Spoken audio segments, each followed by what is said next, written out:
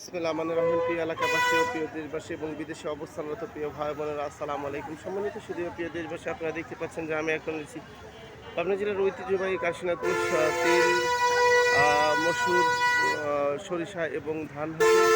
সম্মানিত সুধী প্রিয় দেশবাসী, আপনারা দেখতে পাচ্ছেন আপনার জানেন আশেপাশে মানুষের আয় প্রধান ছিল কৃষি স্বনির্ভরশীল এই এলাকাটি থেকে কৃষকেরা মাঠে বিভিন্ন ধরনের ফসল অর্থকারী ফসলগুলো হাটে নিয়ে এসে বিক্রি করেন এবং তাদের জীবন জীবিকা নির্বাহ করেন। শুধু তাই নয়, এই হাট থেকে পরিবহন খাতে তিল, সরিষা, মসুর, ধান এবং ধনিয়া সহ বিভিন্ন বাংলাদেশের বিভিন্ন প্রান্ত থেকে ভোক্তাদের চাহিদা সম্পন্ন করছে। যার পর্যায়ে আমরা কৃষকের কাছে জানবো আজকে কাশীনাথপুর হাটে তিলের সর্বোচ্চ পাইকারি বাজার কত আছে।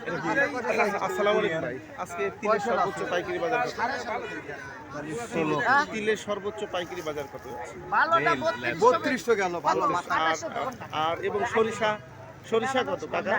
তুমি সিনা মারার দেই তোমার দামটা হইছে দামটা কাকা আজকে সরিষা কত? সরিষার বাজার কত কাকা? সরিষার বাজার কত? সরিষার বাজার 35।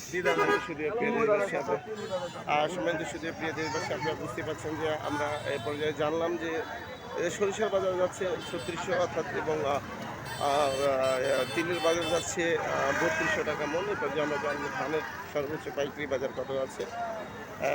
ভাই আজকে কি আপনি ধনিয়া শাকের বাজার জানেন? ধনিয়া শাক আচ্ছা, সম্মানিত সুধী প্রিয় দেশবাসী, এই পর্যায়ে আমরা দেখতে পাচ্ছেন যে আমরা আছি ধান হাটে।